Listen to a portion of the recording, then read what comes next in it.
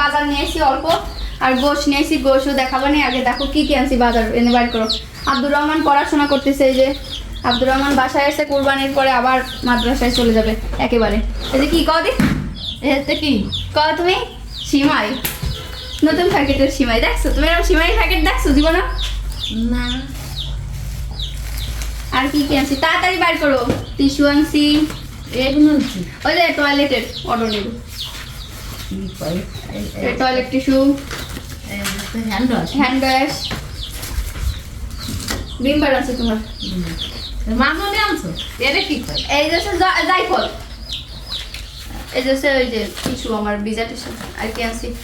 এই যে কিসমিস আনছি, দুনিয়া আনছি, দুনিয়া তো ছিল না মনে হয় কমা। না আছে দুনিয়া।